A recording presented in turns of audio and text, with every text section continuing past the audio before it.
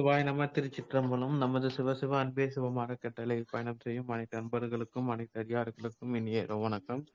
இன்றைய சிறப்பு விருந்தினராக அமர்ந்திருக்கும் காரைக்கால் விஜயலட்சுமி அம்மா அவர்களை குருவின் சார்பாக வரவேற்கிறேன். தலைப்பு சொல்லி ஸ்டார்ட் பண்ணிக்கோங்க. நமச்சிவாய நமச்சிவாய.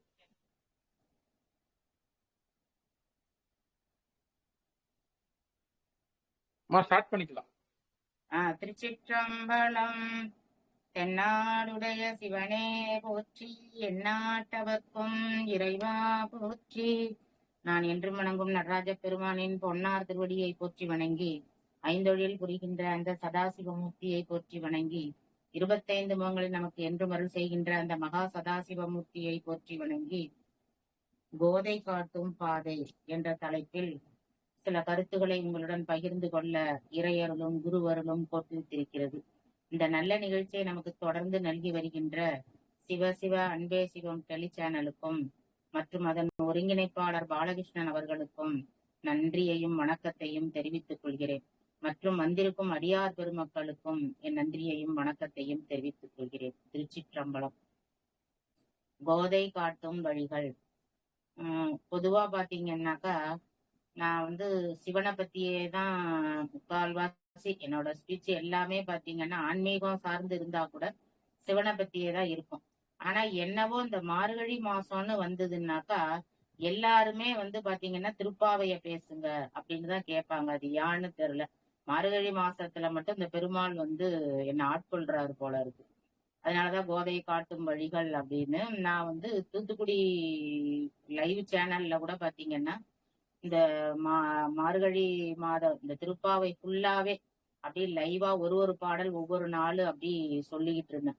எல்லாரும் என்ன சொன்னாங்கன்னா, அதாவது நீங்க சிவனை வணங்கினா கூட பெருமாளை பத்தி பேசும்போது ரொம்ப நல்லா பேசுறீங்கம்மா அப்படிங்கிற மாதிரி சொன்னாங்க. அது என்னவோ தெரியல. அதாவது சிவனோட முதல் அடியார் யாரு அப்படின்னு பாத்தீங்கன்னா பெருமாள்னு சொல்லுவாங்க. அதனால நமக்கு அவரோட அருளும் நமக்கு இருக்கிறதுனால இந்த மாதிரி ஒரு வாய்ப்பு பாலகிருஷ்ணன் அவர்களால எனக்கு கிடைச்சிருக்கு. திருச்சிற்றம்பலம். இந்த நல்ல வாய்ப்பை கொடுத்த அவருக்கு என் நன்றியையும் வணக்கத்தையும் தெரிவித்துக் கொள்கிறேன். இப்ப நம்ம தலைப்புக்குள்ள போவோம். போதை காட்டிய வழி அப்படின்னு பாத்தீங்கன்னா, சூடி கொடுத்த சுடர் கொடியே தொல்பாவை பாடி அருள வல்லவள் வளையாய் இன்னிசையாய் பாடி கொடுத்தாள் பூமாலை பூமாலை சூடி கொடுத்தாளை சொல்லு அப்படின்னு திருப்பாவை தனியன்கள்ல ஒரு பாட்டு இருக்கு. அதாவது நம்ம ஆழ்வார்கள்ல பார்க்கும்போது எல்லாருமே ஆண் அடியார்கள். எப்படி நம்ம சைவத்துல 63 அடியார்களை பார்க்கிறோமோ அதே மாதிரி வைஷ்ணவத்திலயும் அடியார்களை பார்க்கிறோம். ஆனா அதுல எல்லாருமே பாத்தீங்கன்னாக்கா ஆண் அடியார்களா தான் இருக்கிறாங்க. அதுல ஒரே ஒரு பெண் அப்படின்னு பார்த்தா ஆண்டாள் மட்டும்தான். அதாவது என்ன சொல்றாங்க அப்படின்னா, ஒரு ஒரு பெண்ணு மீது பெண் கொள்ற அன்பு, அதே மாதிரி ஒரு ஆண் மீது ஆண் கொள்ற அன்பு, இதை விட ஒரு ஆண் மீது பெண் கொள்ளும் அன்புதான் மிக மிக உயர்ந்தது அப்படின்னு சொல்றாங்க. எப்படி அப்படின்னு, இந்த அன்பு எப்படிப்பட்டது அப்படின்னு சொல்றோம்னாக்கா, அதாவது தண்ணீர் பள்ளத்தை நோக்கிதான் போகும்னு, அது போலதான் ஒரு ஆண் மேல ஒரு பெண் கொள்ற அன்பு. அது போலதான் இந்த ஆண்டாள் என்ன பண்ணாலாம், அன்பு கொண்டாள் அப்படின்னு அழகா சொல்றாங்க. பூமகள் ஒரு கேள்வி கேட்டாலாம் பெருமாள்கிட்ட. அதாவது உங்களுக்கு யாரு ரொம்ப பிடிச்சவங்க அப்படின்னு, யார் எந்த அடியார்கள் உங்களுக்கு பிடிச்சவங்க அப்படின்னு. அப்ப பெருமாள் சொன்னாராம், எனக்கு பூமாலை தொடுக்கிறவங்களும் பாமாலை தொடுக்கிறவங்களும் எனக்கு ரொம்ப பிடிச்சவங்க அப்படின்னு. அதாவது இன்னிசையால் நாளும் பாமாலை தொடுக்கிறவங்கள நான் ரொம்ப ரொம்ப விரும்புவேன் அப்படின்னு சொன்னாராம். பாரதியார் சொல்லியிருக்காரு. என்ன சொல்லியிருக்கார்? யாமறிந்த மொழிகளிலே தமிழ் மொழி போல் இனிதாவது எங்கும் காணோம் அப்படின்னு சொல்றோம். அதே போல இங்க ஆழ்வார்கள் அத்தனை பேரும் பாத்தீங்கன்னா பெருமாளை பாடும்போது எதுல பாடி இருக்காங்க அப்படின்னு பாத்தீங்கன்னா தமிழ்ல பாடியிருக்காங்க. இப்ப நாம கூட பாத்தீங்கன்னா நம்ம அடியார்கள், அதாவது சைவத்துல பாத்தீங்கன்னா பாடல்கள் எல்லாம் பாடியிருப்பாங்க எல்லாரும் சொல்லும் போது. ஆனா சமஸ்கிருத வார்த்தைகள் சில பாடல்கள்ல இருக்கும். ஆனா இதுல சிறப்பானது என்ன அப்படின்னு பாத்தீங்கன்னா, இந்த 4000 திவ்ய பிரபத்துல ஒரு சமஸ்கிருத வார்த்தை கூட இல்லாம எல்லாமே தமிழ் வார்த்தைகளே தமிழ் வார்த்தைகளை கோத்த அந்த பூமாலை, அந்த பாமாலை அப்படின்னு நம்ம சொல்றோம் பாத்தீங்களா? அது போல ஒரு சிறப்பு வந்து இந்த 4000 திவ்ய பிரபத்துக்கு உண்டு.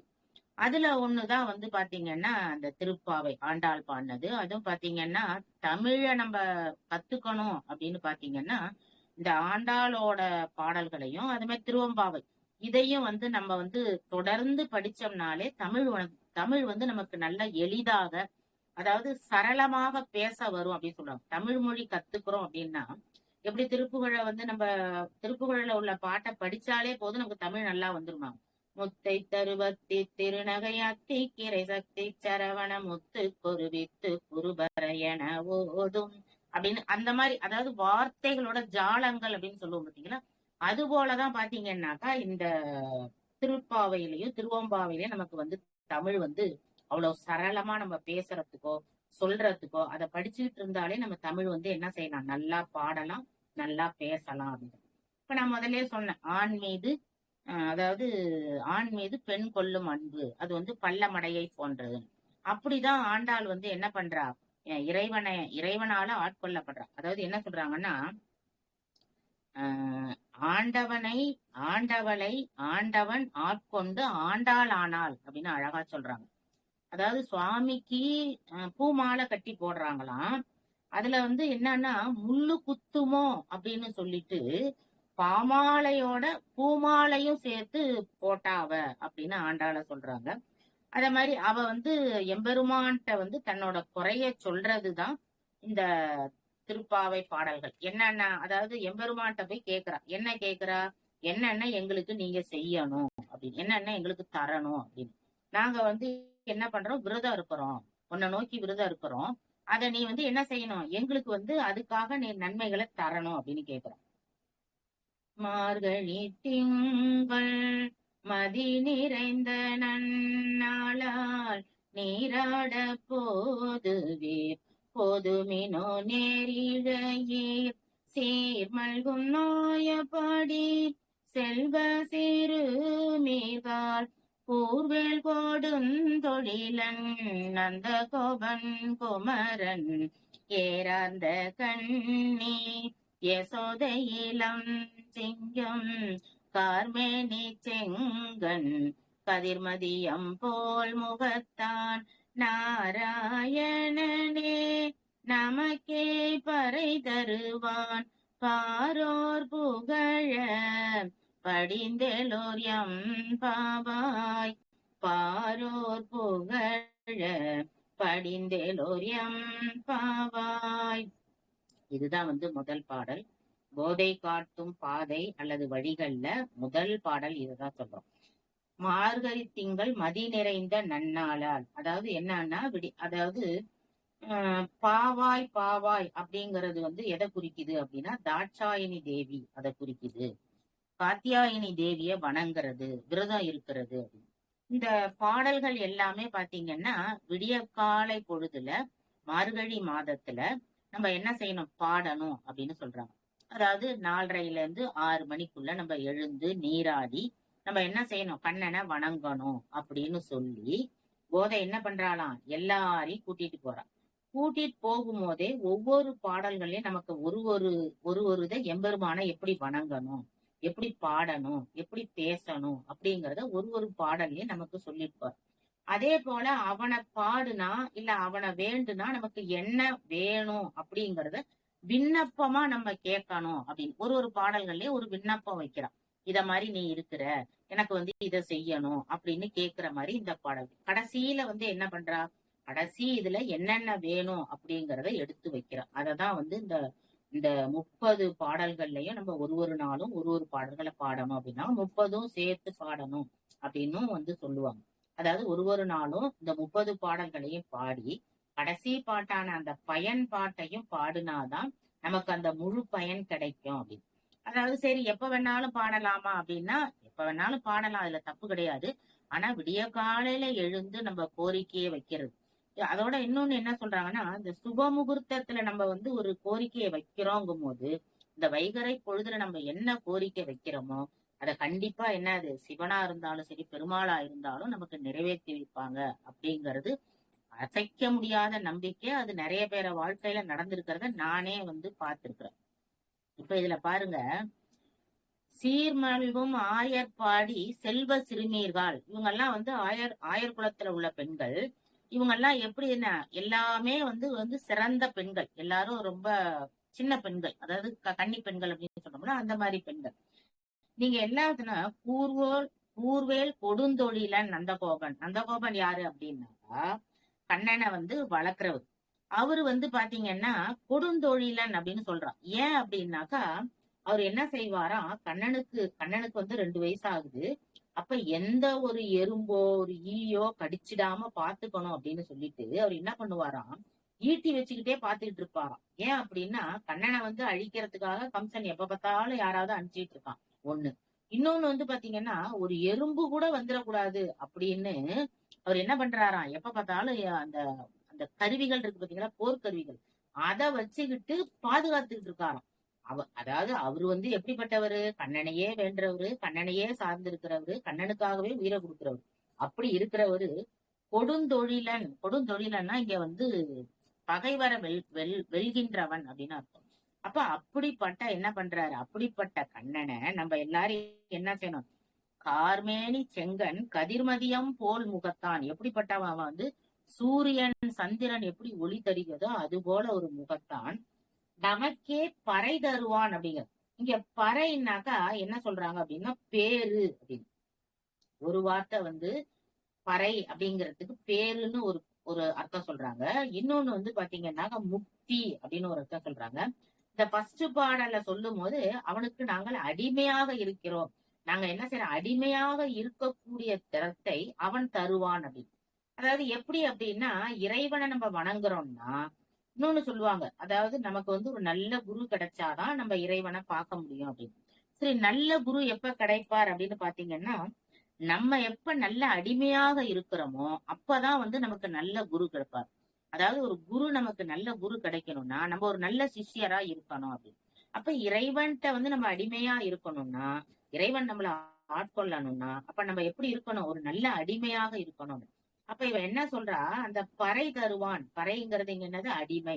அப்ப அவனுக்கு அடிமையாகும் திறத்தை அவன் தருவான். அதனால பெண்களே நீங்க எல்லாம் என்ன பண்ணுங்க, எல்லாரும் எழுந்து வாங்க. எல்லாரும் என்ன பண்ணிட்டு இருக்காங்க, காலையில தூங்கிட்டு இருக்காங்க. அதனால நீங்க எல்லாரும் என்ன செய்யுங்க, எழுந்து வாங்க, நமக்கே பறை தருவான் பாரோர் புகழ படிந்தேலோ எம்பாவாய். எம்பாவாய்ங்கிறது காத்தியாயினி தேவின்னு முதல்லயே சொன்னேன். அப்ப காத்தியாயினி தேவிக்கு விரதம் இருந்து நாம என்ன செய்ய போறோம், வணங்க போறோம் கண்ணனை. அதனால நீங்க என்ன செய்யுங்க, எல்லாரும் எழுந்து வாங்க அப்படின்னு சொல்றாங்க. சொன்னோன்னே அதாவது நோன்பு இருக்கிறோம் அப்படின்னு, விரதம் அப்படின்னு சொல்றோம்ல, அதே மாதிரி நோன்பு இருக்கிறோம் நம்ம. அதனால நீங்க என்ன செய்யுங்க, காலையில எல்லாரும் எழுந்து வாங்க அப்படின்னு. அதாவது ஸ்ரீமத் பாகவதத்துல தமச ஸ்கந்தம் 22ஆம் அத்தியாயத்துல என்ன சொல்றாங்கன்னா, கண்ணன் கோபியரின் துகிலுயிர்ந்த காட்சிய தொடக்கத்துல சொல்லும் போது அந்த அதிகாலையிலேயே காத்தியாயினி தேவிக்கு மலர் கனி எல்லாமே என்ன செய்யறாங்களாம், நெய்வேத்தியம் பண்ணி அவளை வணங்குறாங்க அப்படின்னு சொல்லிட்டு, அந்த மாதிரி விளையாடுறதுனால நல்ல பலன் கிட்டும் அப்படின்னு.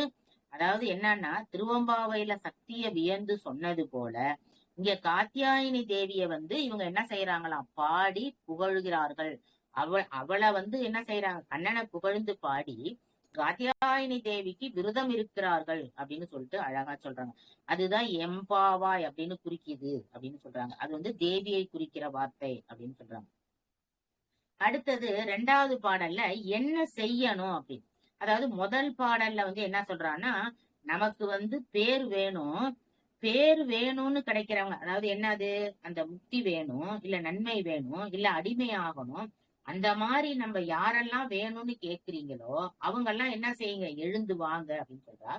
சரி, எழுந்து வந்தாச்சு, இப்ப எல்லாரும் எழுந்து வந்தாச்சு, நமக்கு என்ன வேணும் அப்படின்னா, அப்ப என்ன வேணும்னா என்ன செய்யணும், நம்ம அவனோட பேரு கிடைக்கணும் அப்படின்னா, அந்த பறை கிடைக்கணும்னு நம்ம என்ன செய்யணும்னு 2வது பாடத்துல, பையத்து வாழ்வீர்கள் நாமும் நம் பாவைக்கு செய்யும் கீரிசைகள் கேளீரோ பாற்கடலுள் பையத்துயின்ற பரமன்னடி பாடி நெய்யுண்ணோம் பாலுண்ணோம் நாட்காலே நீராடி மையிட்டெழுதோம் மலரிட்டு நாம் முடியோம் செய்யாதன செய்யோம் தீக்குறளை சென்றோதோம் ஐயமும் பேச்சையும் ஆந்தனையும் கை காட்டி உய்யுமாறெண்ணி உகந்தேலோர் எம்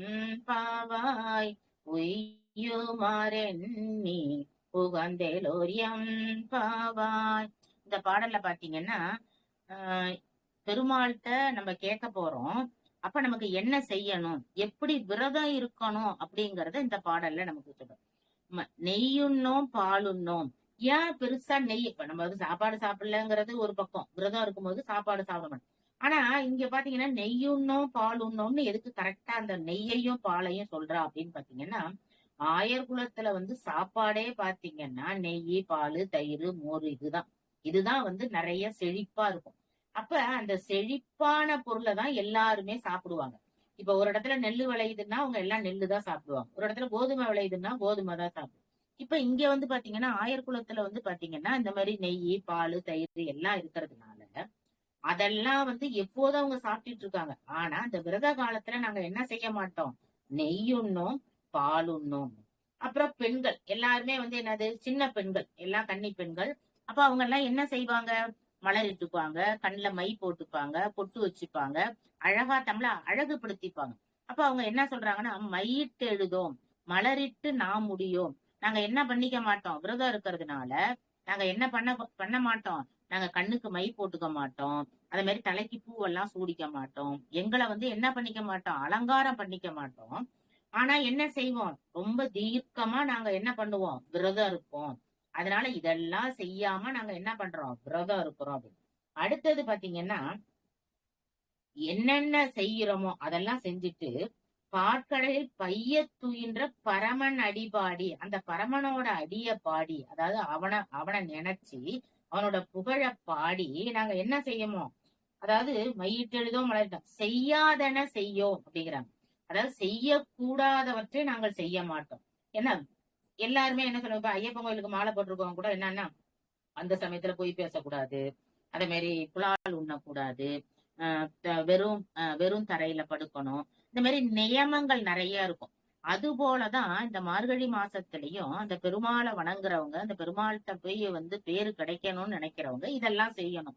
அப்ப செய்யாதன செய்யும். என்ன செய்யாதன, எதெல்லாம் செய்யக்கூடாதுன்னு வந்து பெரியோர்கள் சொல்லி இருக்காங்களோ அதெல்லாம் நாங்க செய்ய மாட்டோம். திருவள்ளுவர் சொல்றாரு, நீட்டலும் அழித்தலும் வேண்டாம், உலகம் பழித்தது ஒழித்து விடின் அப்படின்னு. நீ சாமியாருன்னு சொல்லிக்கிட்டு முடிய நீட்டமா தாடி மாரி வளர்க்கறது, பின்னாடி முடி வளர்க்கறது, அப்புறம் இல்லைன்னா மொட்டை போட்டுக்கிறது, இந்த மாதிரி வெளி தோட்டங்கள்லாம் நீ செய்யணும்னு அவசியம் இல்ல. உலகம் பழித்தது ஒழித்து விடின். இந்த உலகம் வந்து எதெல்லாம் வந்து தப்புன்னு சொல்லுதோ அதை ஒழிச்சாலே போதும், நீ நல்ல சாமியாரு தான், நீ நல்லவன் தான் அப்படின்னு. அது போலதான் இங்க வந்து செய்யாதன செய்யும், எதை செய்யக்கூடாதோ.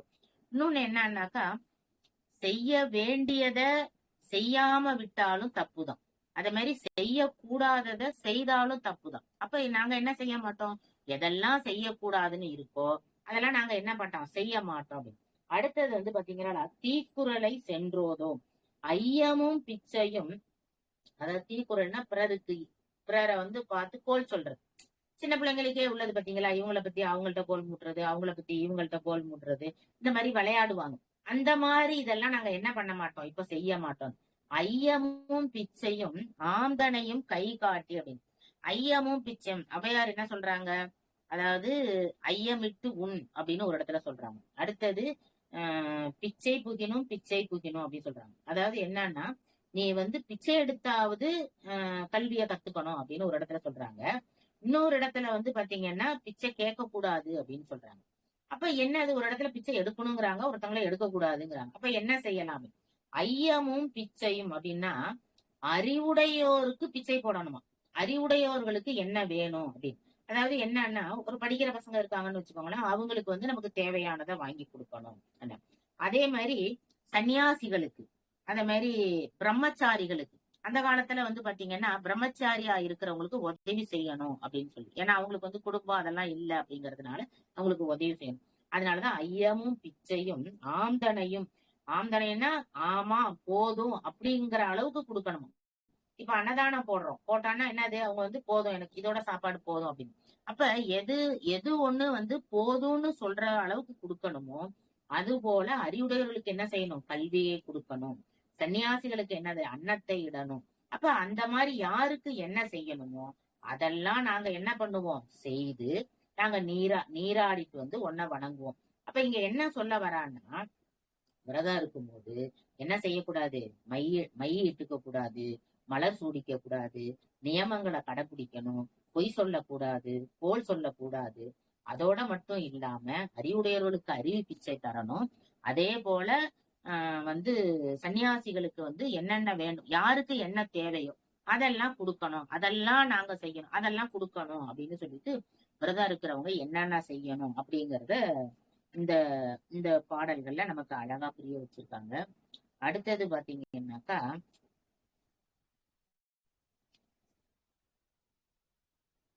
மூணாவது பாடல்ல பாருங்க, மார்கழி மாதத்துல நீராடுனா என்ன கிடைக்கும் அப்படிங்கறத இந்த பாடல்ல நமக்கு போதை எடுத்து காட்டிட்டாங்க.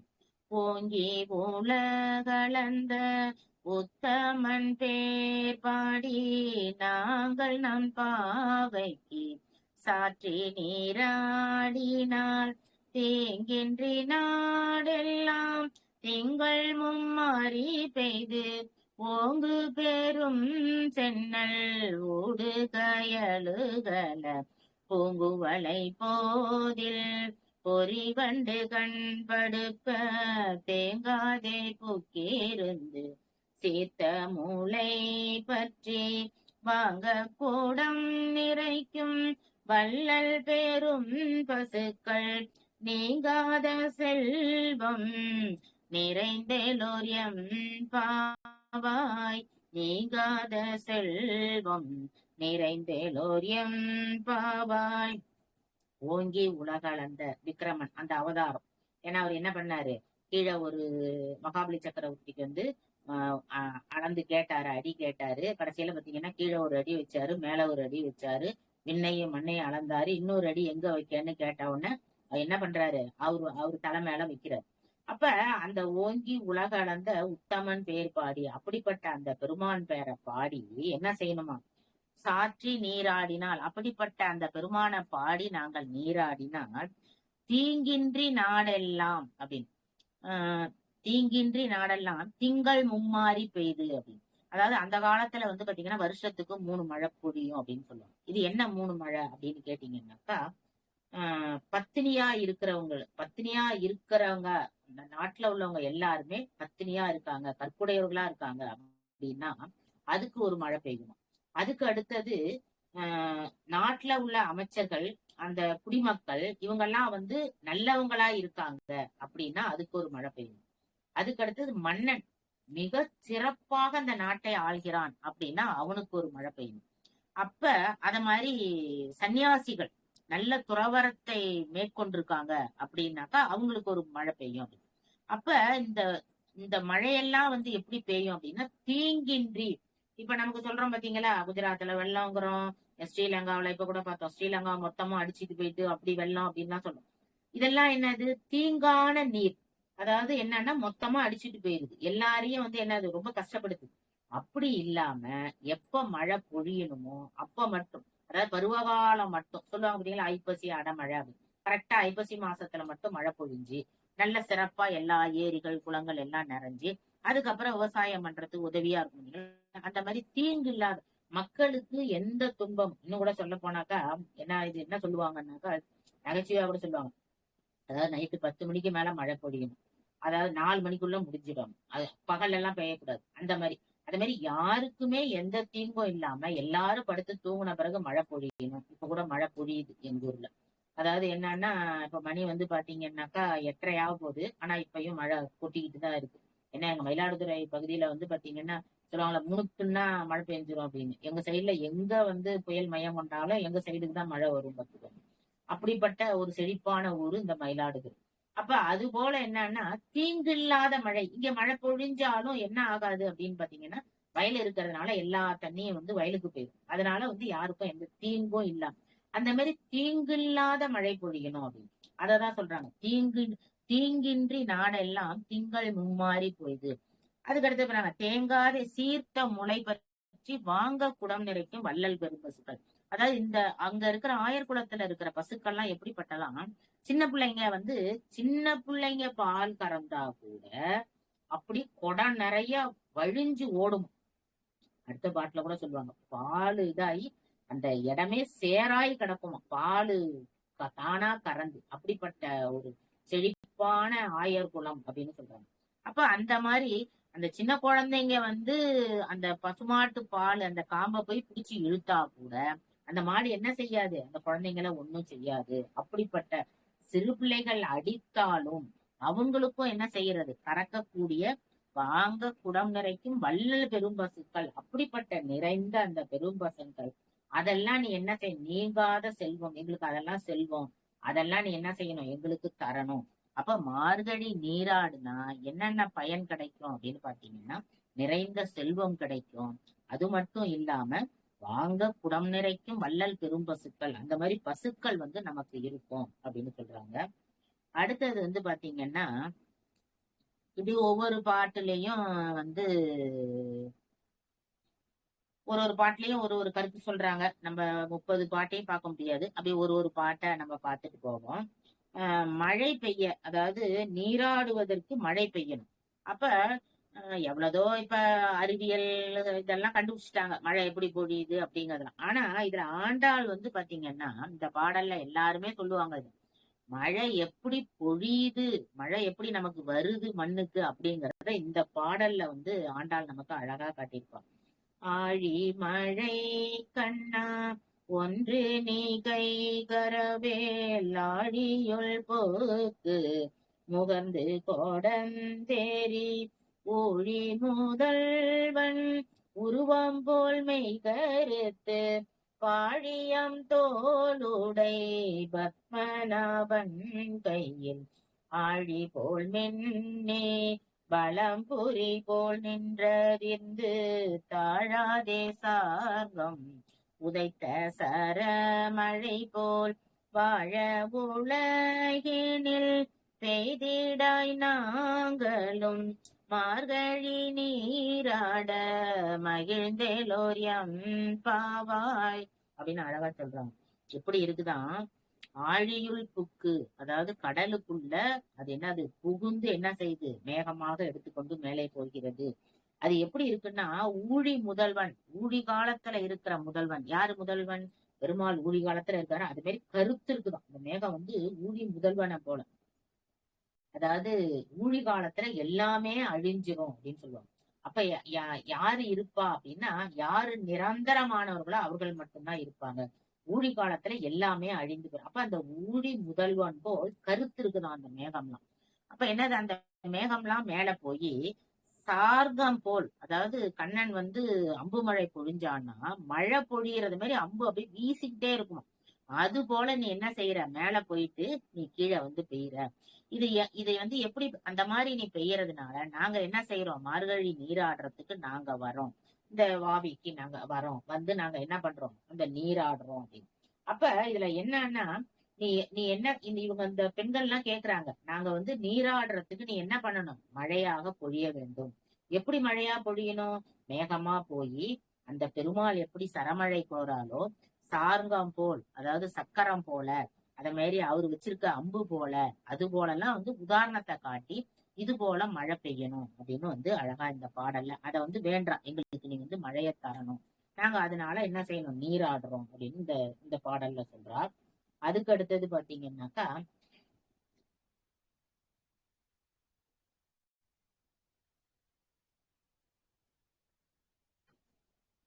இன்னொரு பாட்டு பாருங்க. மாயனை மண்ணு வடமதுரை மைந்தன, இந்த பாடல்ல பாத்தீங்கன்னா, தாயை கூடல் விளக்கம் செய்த தாமோதரனை தூயோமாய் நாம் தூமலர் தூவி தொழுது வாயினால் பாடி மனதினால் சிந்திக்க போய பிழையும் புகுதருவான் என்றளவும் தீயினில் தூசாகும் செப்பேலோயம் பாவாய். அதாவது தாயை குடல் விளக்கம், அதாவது தாய்க்கு பெருமை தருகின்ற அந்த செயலை தந்த, வயிற்றை கிழித்து கொண்டு வந்த அவனை வந்து என்ன எப்படின்னா, அதாவது கயிற்றாலை கட்டுண்டவன், அதாவது கயித்தை போட்டு என்ன செய்யறா, யசோதை வந்து கட்டி வைக்கிறான். ஆனா அவன் என்ன பண்றான், எல்லாத்தையும் கைத்தெல்லாம் அறுத்துக்கிட்டு வெளில வந்துடுறான். அது போல அதாவது எத்தனை கயிறு யசோதை என்ன செய்வாளாம், குட்டி குட்டி கயிறை கொண்டு வந்து கட்டுவாளாம். கட்டுன உடனே அவன் என்ன செய்வானா, இழுத்துட்டு வந்துருவானா. திரும்பியும் அது பத்தாதுன்னு இன்னும் கொஞ்சம் கயிறை கொண்டு வந்து கட்டுவான். சொன்னோன்னா அப்ப வந்து அப்படி கட்டிக்கிட்டே குட்டி குட்டி கயிறா சேர்த்து போட்டு கட்டிக்கிட்டே இருப்பாளாம். சொன்னோன்னா அப்ப வந்து நாரதர் சொல்லுவாராம். சொன்னா, ஐயோ பாவம் யசோதை வந்து எவ்வளவு தவிக்கிறா, நீ வந்து இப்படி அவளை பாடா படுத்துறிய, உன்னை கட்ட முடியாம அவ எவ்வளவு கஷ்டப்படுறா பாரு, நீ கொஞ்சம் கருணை காட்டினா என்ன அப்படின்னு. அப்ப வந்து கண்ணன் சொன்னானா, இந்த உலகத்தையே கட்டி காட்டுகின்ற என்ன, காக்கின்ற என்ன, இந்த துண்டு கயிறுல அவ கட்டி போட்டிருக்கா பத்தியா அப்படின்னு. அப்ப அந்த தாய்க்கு பெருமை சேர்க்கின்ற விதமாக இந்த உலகத்தையே கட்டி போட்டிருக்கிறது யாரு, கண்ணன் பெருமாள். ஆனா அவனை வந்து அவன் என்ன பண்ணாலாம், அந்த துண்டு கயிறுல கட்டி போட்டுட்டா அப்படின்னு. ஏன்னா அதோட பெருமை, அந்த தாயோட பெருமை. ஏன்னா தாய்க்காக அவன் எதுவும் இறங்கி வருவான் அப்படின்னு. அப்படிப்பட்ட தாமோதரனை நாங்க என்ன செய்வோம், தூயோமாய் வந்து மன தூய்மை, எங்க மனசுல வந்து எந்த ஒரு கெட்ட எண்ணமும் இல்லாம வாயினால் பாடி, அதாவது தூமலர் தூவி, நாங்க என்ன செய்வோம், மலரிட்டு தூவி வாயினால் பாடி மனதினால் சிந்திக்க. அப்ப நாங்க தூயோமாய் வந்து நாங்க வந்து என்ன பண்றோம், எங்க மனசால தூய்மையா உன்னை வந்து பாடி நாங்க என்ன பண்றோம், அந்த பறை கேட்கிறோம். போய பிழையும் அப்படின்னா முன்னாடி செஞ்ச, போன பிறவிகள்ல செஞ்ச பிழை. இப்ப வந்து நம்ம இந்த பிறவி பிறந்திருக்கோம், இப்ப நம்ம மனிதரா பிறந்திருக்கோம்.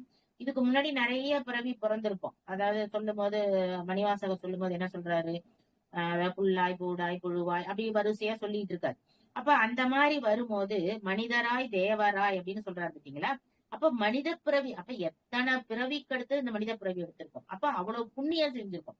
ஏன்னா அவ்வளவு புண்ணியம் செஞ்சதுனாலதான் நம்ம இந்த மனித பிறவி எடுத்திருக்கோம். அதுக்கு அடுத்தது என்ன பிறவி எடுக்கணும், நம்ம தேவராய் எடுக்கணும். அப்ப அதுக்கு தகுந்த மாதிரி நம்ம என்ன செய்யணும், தூயோமா இருக்கணும். அதே மாதிரி இறைவனை என்ன செய்யணும், வாயினால் பாடி மனதினால் சிந்திக்கணும் அப்படின்னு. அததான் இங்க சொல்றோம். நாங்க மனதினால் சிந்தித்து தூயோமாய் வந்து நாங்க என்ன செய்யறோம், உன்னை வாயினால் பாடுகின்றோம். அப்படி நாங்க பாடும்போது என்ன ஆகுது, போய பிழையும், நாங்க முன்னாடி ஜென்மத்துல நம்ம என்னென்ன ஜென்மம் எடுத்திருக்கோம்னு யாருக்கு என்ன தெரியும். அப்ப அதுல என்னென்ன தப்பு செஞ்சிருக்கோம்னு நமக்கு தெரியாது. அப்ப அதெல்லாம் நீ என்ன பண்ணிடணும், எல்லாமே போயிரும். எப்படி போயிருமா, அவனை வணங்கும் போது, அதாவது தூயோமாய் வணங்கும் போது தீயினில் தூசாகும் அப்படின்னு. இப்ப தீ எரியுது, அதுல ஒரு கட்டைய போடுறோம், அது வந்து என்ன ஆகும், எரியறதுக்கு கொஞ்சம் நேரம் ஆகும். ஆனா அதே இது ஒரு தூசிய போட்டோம்னு வச்சுக்கோங்க, அது எவ்வளவு சீக்கிரம் காணாம போயிடும். இன்னொன்னு என்னன்னா, இப்ப பஞ்சபூதங்கள்ல வந்து பாத்தீங்கன்னா, நம்ம வந்து ஒரு யாகம் சொல்றோம், ஒரு ஹோமம் செய்யறோம், எல்லாத்துக்கும் சாட்சியா எதை வச்சுக்கிறோம், பஞ்சபூதங்களை சாட்சியா வச்சுக்கிட்டாங்க, நெருப்பை தான் சாட்சியா வச்சுக்கிறோம். ஏன் அப்படின்னா நெருப்பு மட்டும்தான் எதையுமே இல்லாம ஆக்கும். இப்ப மத்ததெல்லாம் பாத்தீங்கன்னா, இப்ப மண்ணு இருக்குது, மறுபடியும் அதை நம்ம என்னதான் செஞ்சாலும் மறுபடியும் மண்ணாதான் ஆகும்.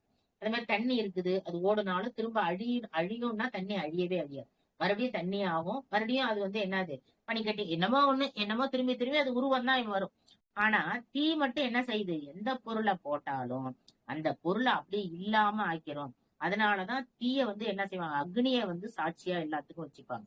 அப்ப ஒரு தூசிய எப்படி நெருப்புல போட்டா அது எப்படி காணாமல் போகிறதோ, அது போல நாங்க வந்து முன்னாடி செஞ்ச பிறவியில உள்ள அந்த பிழைகள்லாம் இருந்ததுன்னா நீ என்ன செய்வ, நாங்க தூயமா வர்றதுனால அதெல்லாம் நீ போக்கிடுவ. அதனால காலையில உன்னை வந்து தூயமா நாங்க பாடணும்னா எனக்கு அத மாதிரி செய்யணும் அப்படின்னு சொல்லி இந்த பாடல்ல வந்து அவ வந்து வேண்டா. அதுக்கு அடுத்தது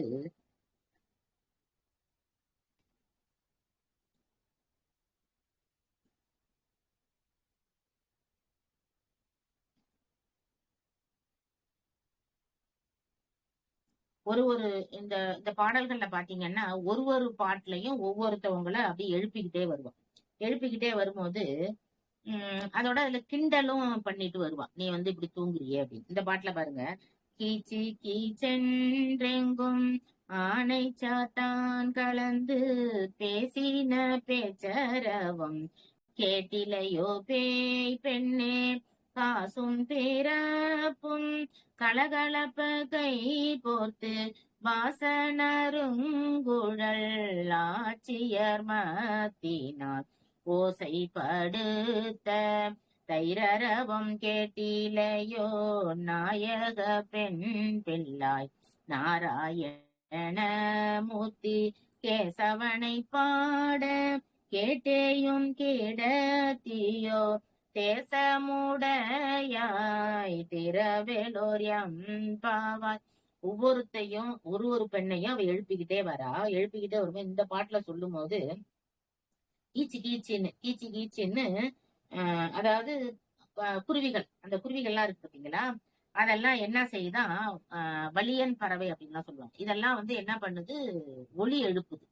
இப்ப இந்த பெண்ணை சொல்லும் போது எப்படி சொல்றான்னா, இவங்க எல்லாம் முழிச்சிருக்காங்க, தூங்குற பெண்ணை எழுப்புறாங்க. அப்ப அந்த தூங்குற பெண்ணை எழுப்பும் போது என்ன சொல்றாங்கன்னா, எங்க பார்த்தாலும் கீச்சு கீச்சுன்னு அந்த குருவிகள்லாம் எழுந்து சத்தம் எழுப்புது காலையில, உனக்கு அது வந்து கேட்கலையா, நீ வந்து இன்னும் தூங்கிட்டு இருக்கியா, பேச்சரவும் உனக்கு கேட்கலையா. அத மாதிரி வந்து காசும் பிறப்பும் கலகலப்ப அப்படின்னு, அதாவது ஆட்சியர்கள்னா அந்த ஆயர் குலத்து பெண்கள், திருமணமானவங்க, அவங்க என்ன செய்யறாங்கன்னா விடிய காலையிலே எழுந்து ஏற்கனவே பாலை காய்ச்சி தயிராக்கி வச்சிருப்பாங்க. முத நாளே தயிருக்கு உரக்கி ஊற்றி வச்சிருப்பாங்க. அந்த தயிரை வந்து கடையிறாங்க. கடையும் போது, ஏன்னா விடிய காலையிலே அந்த காலத்தெல்லாம் பாத்தீங்கன்னா விடிய காலையிலே தயிர் கடைவாங்க. அப்ப அந்த மாதிரி விடிய காலையிலே கடையும் போது அவங்க போட்டிருக்கிற தாலினாக்கா அச்சுத்தாலி, அப்புறம் முளைத்தாலி, ஆமைத்தாலி, இதெல்லாம் வந்து ஒரு தாலி, அதெல்லாம் நிறைய கோத்து போட்டிருக்காங்க. அதெல்லாம் என்ன செய்தா, அவங்க தயிர் கடையும் போது அப்படி கலகலன்னு சத்தம் கேட்குதாம். அப்படி நறுங்குழல் ஆட்சியர் மத்தினால் ஓசைப்படுத்த, அப்படி அவங்க தாலியோட ஒளியெல்லாம் ஓசைப்படுத்த அவங்க வந்து என்ன பண்ணிட்டு இருக்காங்க, தயிர் கடைஞ்சிட்டு இருக்காங்க. ஆனா நீ என்ன பண்ற, நீ இன்னும் தூங்கிக்கிட்டு இருக்க அப்படின்னு. இதுல என்னன்னாக்கா, சரி இது என்ன ஒரு தூங்குற பெண்ணை எழுப்புறது, இதுதானா அப்படின்னா இப்படி இல்லை. அதாவது இதுல வந்து சித்தாந்தத்தை நமக்கு சொல்றாங்க. என்ன சொல்றாங்க அப்படின்னு பாத்தீங்கன்னா, இறைவனை பத்தி தெரிஞ்ச பெண்ணு ஒருத்தி, இறைவன் வந்து எப்படிப்பட்டவன், இறைவன் வந்து எப்படி நமக்கு வழிகாட்டுபவன் அப்படின்னு. இன்னொரு பெண்ணு யாருன்னா, இறைவனை பத்தி ஒண்ணுமே தெரியாதவ, எதுவுமே அவளுக்கு தெரியவே தெரியாது. இறைவன்னா யாரு, இறைவனை நம்ம ஏன் வணங்கணும், எதுக்கு அவன் நமக்கு என்ன தருவான் அப்படிங்கறதெல்லாம் அவளுக்கு என்ன தெரியாது, அவளுக்கு தெரியவே தெரியாது. அப்படிப்பட்ட பெண்ணு. இன்னொருத்தி இறைவன் சொன்னா போதும், அதாவது கண்ணா அப்படின்னு கேட்டா போதும், அப்படியே என்ன செய்வா, தன்னையே மறந்துருவா. தன்னை மறந்தால் தன்னாமும் கெட்டால் அப்படின்னு, தன்னை பேரை மறந்துருவா, ஊரை மறந்துருவா, அப்படி இறைவன் கூட ஒன்றி இருப்போம். இந்த 3 பேரை தான் இதுல காட்டுறாங்க. இப்ப இந்த வர்ற பெண்கள் இருக்காங்க பாத்தீங்களா, முதல்ல வரா பாருங்க, அவ வந்து இறைவனோட பெருமையை தெரிந்தவள். அதனாலதான் அவ என்ன செய்யறா, எல்லாரையும் எழுப்புறா. அதாவது தெரியாத பெண்களை, இறைவனோட பெருமையை தெரியாத பெண்களை அவ எப்படி சொல்லி எழுப்பிட்டு வரா, இத மாதிரி நம்ம வந்து நம்ம இறைவனை வந்து தூயமா பாடுனோம்னா, நம்ம போய் வந்து நீராடிட்டு அவனை வணங்கினோம்னா அவன் என்ன செய்வான், நமக்கு பறை தருவான், அப்ப வந்து நமக்கு பேரு கிடைக்கும், அவனுக்கு அடிமையாகும் விதம் நமக்கு வரும், அப்படி எல்லாம் சொல்லி எழுப்பிட்டு வரா. இது வந்து யாருக்கு சொல்றா, இறைவனை பத்தி தெரியாதவனுக்கு சொல்றான். ஆனா என்னதான் சொன்னா கூட நம்ம ஒரு எது சொன்னாலும் வந்து ஏத்துக்காம ஒருத்தவங்க இருப்பாங்க பாத்தீங்களா, அந்த மாதிரி பெண்ணதான் இங்க என்ன பண்றா, எதுவுமே இறைவனை பத்தி சொன்னா கூட இவளுக்கு என்ன பண்ண தெரியல, புரிஞ்சுக்க தெரியல. அப்படிப்பட்ட பெண்ணுகிட்டதான் என்ன சொல்றா, இந்த ஓசையெல்லாம் கேட்டா கூட, ஓசைன்னா இங்க என்னது, இறைவனை பத்தி பாடிக்கிட்டு வர்றது, இதெல்லாம் கேட்டா கூட நீ என்ன பண்ற, தூங்கிட்டு இருக்கியே, உனக்கு புரியவே இல்லையா அவனோட பெருமை, அவனை நாங்கெல்லாம் பாடிக்கிட்டு வரமே, நீ வந்து என்ன பண்ற, நீ வந்து கேசவனை பாடவும் நீ கேட்டே கிடத்தியோ, இவ்வளவு பெருமையா நாங்க சொல்லிக்கிட்டு வரோம், இருந்தாலும் நீ என்ன பண்ற, தூங்கிக்கிட்டு இருக்க அப்படின்னு. அப்ப உன்னோட ஆத்மா என்ன ஆகுது, இன்னும் விழிக்கவே இல்லை அப்படின்னு. அப்ப என்னன்னா, இறைவனோட புகழ நம்ம கேட்டோம்னா நம்ம என்ன செய்யும், நம்மளோட ஆத்மா வந்து என்ன செய்யும், விழித்து கொள்ளும். அததான் இங்க சொல்றான். அதாவது அவனை பத்தி நம்ம பாடிக்கிட்டே இருந்தோம்னா கண்டிப்பா என்ன ஆகும், நமக்கு வந்து அவனை சேருகின்ற அந்த ஒரு இது கிடைக்கும்.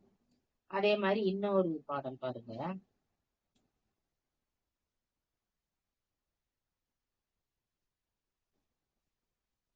அதே மாதிரி அதாவது கிருஷ்ணன் நமக்கு வந்து பறை தந்தா தரட்டும், அவன் வரும்போது வரட்டும் அப்படின்னு உறங்கிட்டு இருக்க பெண்ணை எழுப்புறாவும் இந்த பாட்டுல.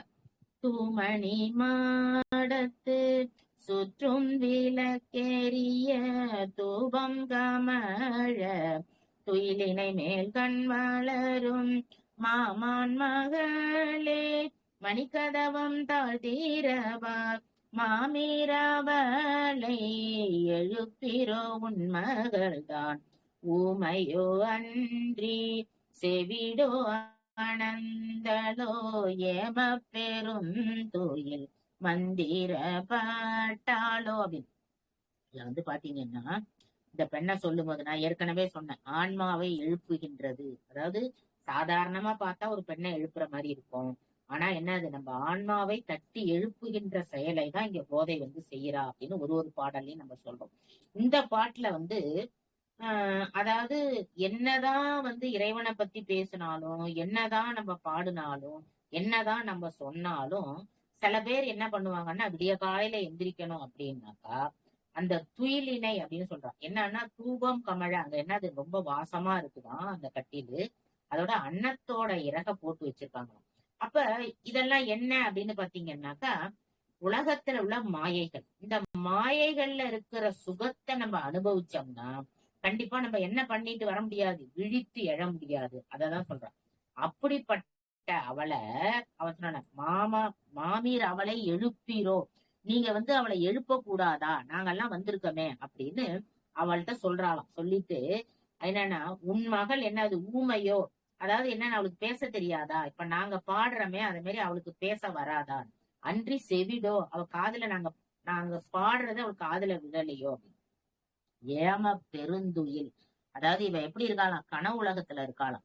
அப்ப அந்த மாதிரி ஒரு துயில்ல அவளை இருக்காளே, அவளை என்ன பண்ணக்கூடாது, நீ எழுப்பி விடக்கூடாதா அப்படின்னு சொல்றான். அப்ப தூங்கிக்கிட்டு இருக்கிற அந்த ஆன்மாவை நீ என்ன பண்ணணும், தட்டி எழுப்பணும். விடிய காலையில எழுந்து நீராடி அந்த கண்ணபெருமான அந்த பெருமாளை வந்து நம்ம என்ன பண்றோம், பாடுனோம்னாக்கா கண்டிப்பா அவன் என்ன செய்வான், இந்த உலகத்துல உள்ள மாயையெல்லாம் விளக்கி அவனை சென்று சேர்வதற்கு, அவனுடைய திருவடி சேர்வதற்கு நமக்கு வழிவகுப்பான் அப்படின்னு. அப்ப அந்த அத வந்து இவன் என்ன சொல்றா, அந்த மாதிரி அந்த அந்த பொண்ணு தூங்குறாளே எழுப்பி விடவா அப்படின்னு சாதாரணமா கேட்கிற மாதிரி நமக்கு என்ன அது உள்ளுக்குள்ள வந்து இந்த சித்தாந்தத்தை வச்சு நமக்கு இந்த பாடலை வந்து நாமம் பலவும் நவின்றேலோ எம்பாவாய், நான் பல நாமங்கள் சொல்லி அவனை வணங்குறேன், ஆனா இருந்தாலும் என்ன பண்ணல, நீ எழுந்து வரல அப்படின்னு சொல்லிட்டு இந்த பாடல்ல சொல்றாங்க. அதுக்கு அடுத்தது வந்து பாத்தீங்கன்னாக்கா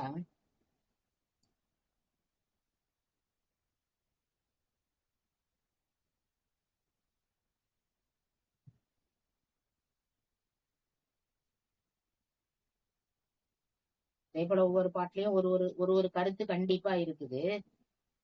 எல்லாத்துலயுமே இப்ப நம்ம ஒவ்வொரு பாட்டையும் பாக்குறதுங்கிறது கொஞ்சம் கஷ்டம்னால கொஞ்சம் கொஞ்சம் இதா இருக்கிற பாட்டை மட்டும் பார்ப்போம். சங்கோடு சக்கரம் ஏந்தும் தட கையன் பங்கைய கண்ணானை பாடேலோர் எம் பாவாய். இந்த பாட்டுல பாத்தீங்கன்னாக்கா அதாவது முத நாள் வந்து ஒரு பெண்ணு கிட்ட சொல்றாங்க, என்ன சொல்றாங்க அப்படின்னா, நாளைக்கு நாங்கெல்லாம் வருவோம், நீ வந்து முழிச்சிருக்கணும் அப்படின்னு சொல்றாங்க. சில பேர் இப்படிதான் வாய்ச்சவடால் விடுவாங்க. அப்ப இவ என்ன சொல்றான்னா, நாளைக்கு பாருங்க உங்களுக்கு முன்னாடி நான் என்ன செய்வேன், நான் எழுந்து எல்லாரையும் நான் எழுப்புவேன் அப்படின்னு ஒரு முத நாள் சொல்றான். ஆனாலும் என்ன பண்ணலையா, உங்கள் புழக்கடை தோட்டத்து வாயுள் செங்கழு நீர்வாய் நெகிழ்ந்து ஆம்பல் வாய் கூம்பினகான் தங்கள் திரு கோவில் சங்கிடுவான் போதாந்த எங்களை முன்னம் எழுப்புவான் வாய் பேசும் நங்காய் எழுந்தீராய் நானாதை நாவுடையாய் அப்படின்னு. அதாவது நேத்து என்ன பேசிட்டு போனேன், நான் வந்து எல்லாரையும் நானே எழுப்பிடுவேன், நீங்க ஒண்ணு என்ன எழுப்ப தேவையில்லை, நான் முன்னாடியே எழுந்துருவேன்னு சொன்னேன். ஆனா இங்க பாத்தீங்கன்னா அதாவது பூக்கள்லாம் என்னது, ஆம்பல் பூ அதெல்லாம் சொல்றோம் பாத்தீங்களா, அதெல்லாம் பூத்துடுச்சான், ஒளியெல்லாம் எழும்பிடுச்சு. இதெல்லாம் என்னது காலையில, இது எல்லாமே புழக்கடை தோட்டத்துள், அதாவது அந்த வாசல்ல இருக்கிற பூவெல்லாம் பூத்துட்டு எப்ப பூக்கும், விடிய காலையில பூக்கும். அப்ப அது எல்லாமே பூத்துட்டு, ஆனா நீ என்ன பண்ணிட்டு இருக்க? தூங்கிட்டு இருக்க. இப்படிப்பட்ட வாயுடைய உனக்கு வெக்கமா இல்லையா? நானா உடையானா வெக்கம் இல்லையா உனக்கு? சொன்ன நீ நேத்தி பேசுனது என்ன, இன்னைக்கு தூங்கிட்டு இருக்கிறது என்ன அப்படின்னு. அதாவது என்னன்னா, இறைவனை பத்தி எனக்கு எல்லாம் தெரியும், இறைவனை பத்தி நான் நல்லா பாடுவேன், இறைவன் எனக்கு பக்கத்திலேதான் இருக்காரு, அவருதான் எனக்கு எல்லாம் செய்யறாரு அப்படின்னு எல்லாம் என்ன செய்வாங்க? வாய் பேசுவாங்க. ஆனா செயல்ல என்ன பண்ண மாட்டாங்க? செய்ய மாட்டாங்க. அததான் இங்க சொல்றாங்க நம்ம. இந்த மாதிரி வாய் பேசுறவங்க எதுவுமே செய்ய மாட்டாங்க. அப்படி இல்லாம அவனை என்ன செய்யணும்? உண்மையான மனதோட நம்ம எழுந்து வணங்கணும் அப்படிங்கறத இந்த பாடல்ல நமக்கு சொல்லியிருக்காங்க. அடுத்தது பாத்தீங்கன்னாக்கா,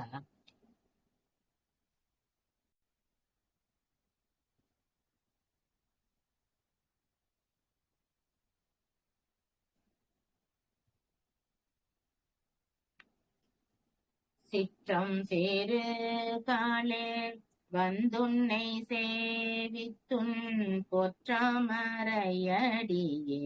போற்றும் பொருள் கேளாய். அதாவது இன்னொரு பாட்டுல ஒரு 2 பாட்டு பார்ப்போம்.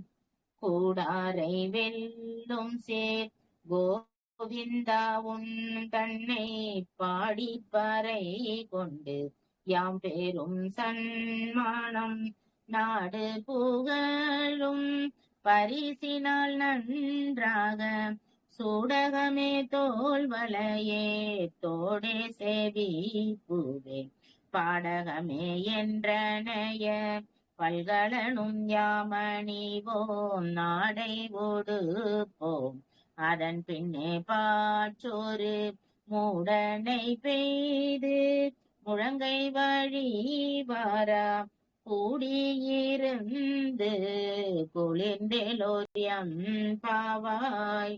இந்த திருப்பாவை பாடல்களே முக்கியமான பாடல்கள்ல 2-3 பாடல்கள் இருக்கும். அதுல இதுவும் ஒன்று. அதாவது கூடாரை வெல்லும் சீர் கோவிந்தா அப்படின்னு. அதாவது பகைவர்களை கூட இவர் என்ன பண்ணிருவாராம்? வென்றுருவார் அப்படின்னு.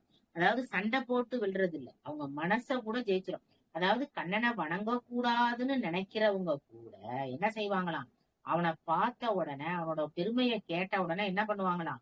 அவங்க எல்லாம் அப்படியே சரணடைஞ்சிருவாங்களாம். அந்த மாதிரி கூடாரை வெல்லும் சீர் கோவிந்தா, அப்படிப்பட்ட குணத்தை உடைய அந்த கோவிந்தா நாங்க என்ன செய்வோம்? பாடி பறை கொண்டு நாங்க என்ன செய்யறோம்? உன்னை பாடிக்கிட்டு வரோம். எதுக்கு வரோம் அப்படின்னா, இந்த பறை வேணும் அப்படின்னு.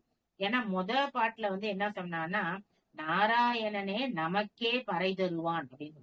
அப்ப நாங்க எதுக்காக வந்தோம்? உன்னுகிட்ட அந்த பறை கேட்கறதுக்காக தான் வந்தோம். அவன் பறை தருவான் வாங்க அப்படின்னு சொல்லி எல்லாரையும் தான் கூட்டிட்டு வந்தாங்க. ஆனா இங்க நாங்க அந்த பறைக்கு மட்டும்தான் வந்தோமானா இல்ல. எங்களுக்கு என்ன வேணும் அப்படின்னா, சூடகமே தோல் வளையே தோடே சேவி பூவே. இதெல்லாம் பார்த்தாக்கா என்னது நமக்கு என்ன தோணும் அப்படின்னா, அது அணிகலன்கள் அப்படின்னு. என்ன தோல் வளை அப்படின்னா தோல்ல போடுற அந்த இது, பாடகமே அப்படின்னா கொலுசு, அந்த மாதிரி நகைகளை தான் இங்க சொல்றாங்க. இதுல பாருங்க, சூடகமே அப்படின்னா கையில அணியிற அந்த வளையம். அதே மாதிரி தோல் வளையன்னா தோல் பாகியம் அப்படிங்கிறாங்க, தோல்ல போடுற அந்த நகை. தோடுனா உங்களுக்கே தெரியும், காதுல போடுறது. செவிப்பூவே அதாவது கர்ணப்பூ அப்படின்னு சொல்லி காதுக்கு மேல போடுறது. பாடகம்னா கொலுசு. என்றனைய பல்கலனும் யாம் அணிவோம் அப்படின்னு. சரி, இதெல்லாம் என்ன அப்படின்னு பாத்தீங்கன்னாக்கா, இறைவனை பத்திர வைராக்கிய பக்தி அப்படின்னு சொல்றாங்க. என்ன அப்படின்னாக்கா, வாயால பேசுறது, காதால கேக்குறது, அவனை நினைச்சு மனசால சிந்திக்கிறது. அதாவது இந்த அணிகலன்கள்லாம் எது அப்படின்னு கேட்டீங்கன்னா, இந்த காது என்னது கேக்குது? எதை கேக்குது? இறைவனுடைய புகழ கேக்குது. அப்ப அந்த வைராக்கிய பக்தி இருக்கணும் அப்படின்னு. அததான் இதுல என்ன சொல்றாங்க? இந்த காதுல கேக்குறது, அதே மாதிரி பேசுறது, மனதால சிந்திக்கிறது, இதெல்லாம் இந்த அணிகலன்கள்லாம் நாங்க அணிஞ்சிருக்கோமே, இதெல்லாம் எங்களுக்கு என்ன தரணும்? நீ அந்த வைராக்கிய பக்திய தரணும் எங்களுக்கு. அதாவது உன்னை மட்டும்தான் வணங்குவோம், நீதான் எங்களுக்கு எல்லாம் தரணும் அப்படின்னு அந்த வைராக்கிய பக்தியை எங்களுக்கு தரணும் அப்படின்னு சொல்லி கேக்குறாங்க. ஆடை உடுப்போம் அதன் பின்னே பாற்றோரு. முந்தி என்ன சொன்னாங்க? மையிட்டு எழுதும் மலரிட்டு நான் முடியும் அப்படின்னு. இப்ப நாங்க என்ன செய்வோம்? ஆடை உடுப்போம். எந்த ஆடைய? உனக்கு போட்டு களைஞ்ச ஆடைய நாங்க உடுப்போம் அப்படின்னு. ஏன்னா உனக்காக தான் நாங்க வாழுறோம். அதனால உனக்கு எந்த ஆடையை நாங்க உடுத்துறோமோ அதை நாங்க என்ன செய்வோம், களைஞ்ச உடனே நாங்க உடுப்போம். அதன் பின்னே பாட்சோறு. முந்தி நாங்க விரதம் இருப்போம்னு சொன்னோம். இப்ப நாங்க அப்படி கிடையாது. ஆயர் குலத்துல இருக்கிறதுனால நாங்க என்ன செய்வோம், பாட்சோறு சாப்பிடுவோம். எப்படி சாப்பிடுவோமா, மூட நெய் பெய்து முழங்கை வழிவாரா அப்படி. அதாவது என்னன்னா, அந்த காலத்துல சரி, யாருமே பழையதே சாப்பிடுறது இல்லை. அந்த காலத்துல பாத்தீங்கன்னா பழையது கெட்டி தயிர் ஊத்தி சாப்பிடுவாங்க. சாப்பிடும்போது இப்படி அள்ளி சாப்பிடுவாங்க பாத்தீங்களா. அப்ப இந்த முழங்கையில எல்லாம் அப்படி என்ன ஆயிருக்கும், அந்த தயிர் வழிஞ்சு ஓடும். அப்ப என்ன பண்ணுவாங்க, அந்த முழங்கைய அப்படியே நக்கிப்பாங்க. அப்ப அந்த மாதிரி மூட நெய் பெய்து முழங்கை வழிவாரா, அந்த மாதிரி நாங்க என்ன செய்வோம், எல்லாமே நாங்க சாப்பிடுவோம். கூடி இருந்து குளிர்ந்தோட எங்க அந்த மாதிரி நாங்க இருக்கும்போது நீ என்ன செய்யணும், எங்க கூட சேர்ந்து நீயும் எங்க கூட சந்தோஷமாக என்ன பண்ணணும், இருக்கணும். அதுக்காக தான் இப்ப நாங்க எப்படி சந்தோஷமா இருக்கிறோமோ, அதாவது அன்னம் சாப்பிடுவோம், அதே மாதிரி நெய் சாப்பிடுவோம், பால் உண்ணுவோம், அதே மாதிரி மையிட்டு எழுதுவோம், மலர்லாம் சூடிப்போம், அதே மாதிரி இந்த நகைகள் எல்லாம் நாங்க போட்டுப்போம். எங்களுக்கு அந்த வைராக்கிய பக்திய, ஒன்ன வணங்கணும் அப்படிங்கிற வைராக்கிய பக்திய நீ என்ன பண்ணணும், எங்களுக்கு கொடுக்கணும் அப்படின்னு சொல்லி இந்த பாடல்கள்ல கேக்குறாங்க. அடுத்தது இன்னொரு பாடல் பாருங்க.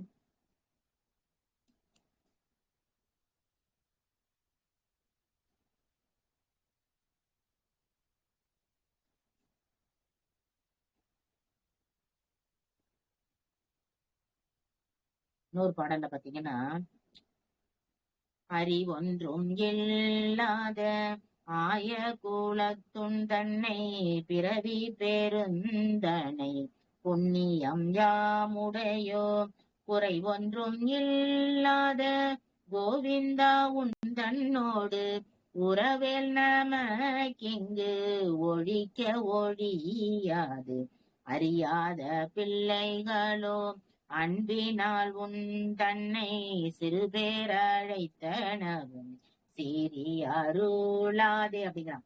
அதாவது நாங்க ஆயர் குலத்துல பிறந்திருக்கோம். எங்களுக்கு என்னன்னா நியமங்கள்லாம் எப்படி கடைபிடிக்கணும்னு எங்களுக்கு தெரியாது. அதாவது என்னன்னா பிறவி பெருந்தன்னை எங்களுக்கு இந்த பிறவியில நாங்க உன்னை அடையணும்னு நாங்க நினைச்சிட்டோம். ஆனா நாங்க எப்படி குறை ஒன்றும் இல்லாத கோவிந்தா, உனக்கு எந்த குறையும் கிடையாது.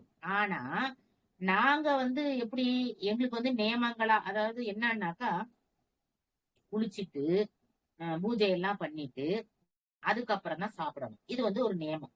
ஆனா இவங்க ஆயர் குலத்துல இருக்கிறதுனால இவங்க எல்லாம் என்ன செய்யறாங்க, காலையிலே எழுந்து இந்த பசுக்களை ஓட்டிக்கிட்டு போயிடுறாங்க.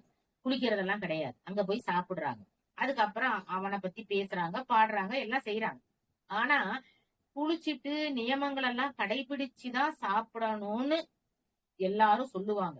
ஆனா அது எங்களுக்கு எல்லாம் தெரியாது. இந்த மாதிரிதான் நியமங்களை கடைபிடிக்கணும்னா எங்களுக்கு தெரியாது.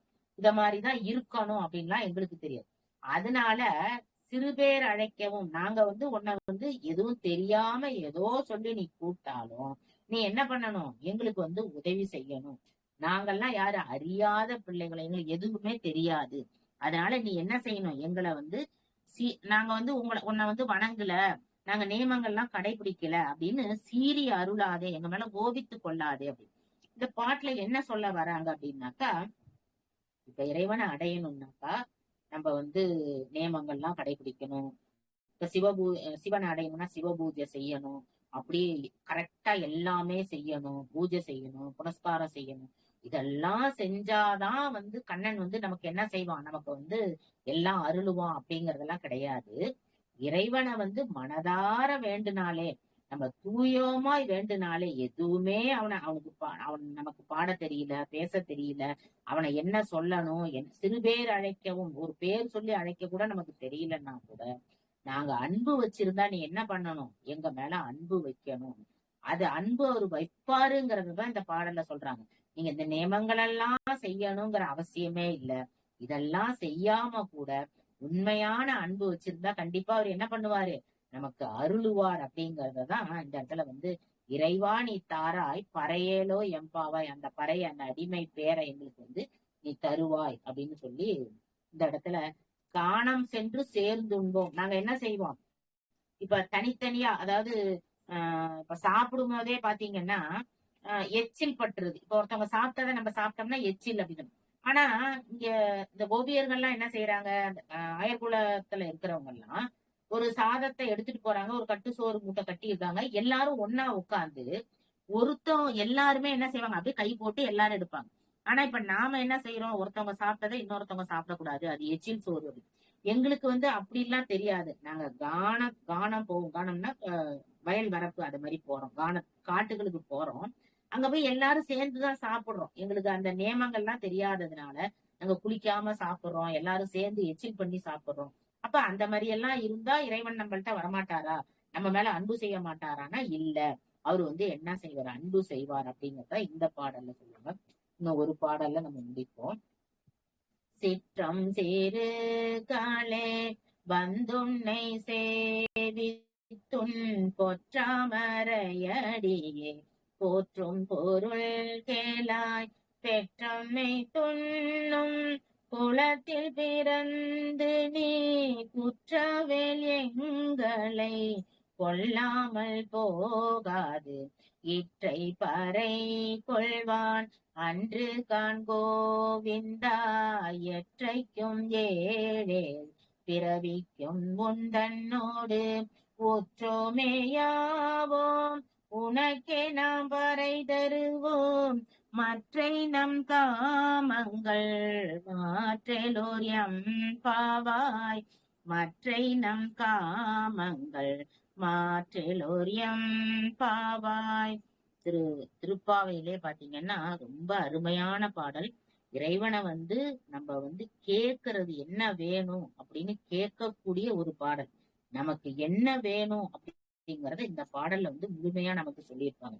அதாவது என்னன்னா, சிற்றம் சிறுகாலே, நாங்க எப்ப பொண்ணை வணங்குறோம், அதாவது நாங்க வணங்குனா 7 பிறவிக்கும் எங்களுக்கு என்ன வேணும் அப்படிங்கறத நீ தரணும், நீ தருவாய் அப்படிங்கறத இந்த பாடல்ல நமக்கு சொல்லுவோம். அப்ப இந்த பாடல்ல என்ன கேட்டிருக்கோ அத நாம என்ன செய்யணும், கண்ணன்ட்ட கேட்கணும்.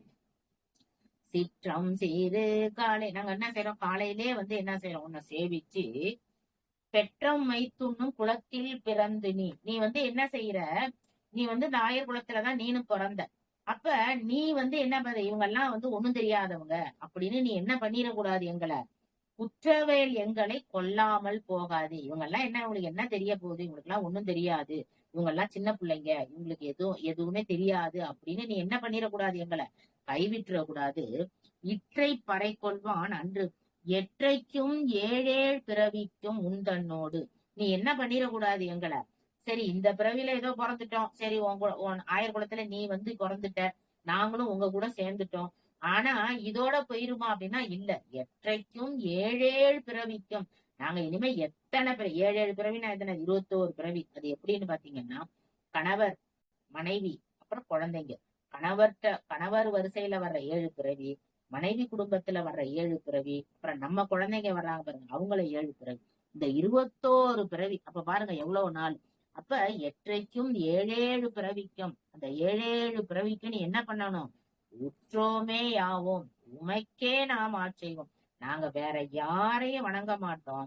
எத்தனை பிறவி எடுத்தா கூட நாங்க என்ன செய்யணும், உன்னதான் வணங்கணும், உன்னதான் பாடணும், உன்னோடதான் நாங்க இருக்கணும். உற்றோமே யாவோம் உனக்கே ஆட்செய்வோம். நான் என்ன செஞ்சாலும், என்ன தொண்டு செஞ்சாலும் உனக்கேதான் நாங்க செய்யணும். அந்த மாதிரி ஒரு விதை நீ எனக்கு தரணும். உனக்கே நாம் ஆட்செய்வோம் மற்றை நம் காமங்கள் அப்படின்னு. இங்க என்ன காமங்கள் அப்படின்னாக்கா, நமக்கு தெரிஞ்ச ஒரே காமம் அப்படின்னா பெண் மேல ஆசைப்படுறது, அத ஒண்ணுதான் நம்ம சொல்லுவோம்.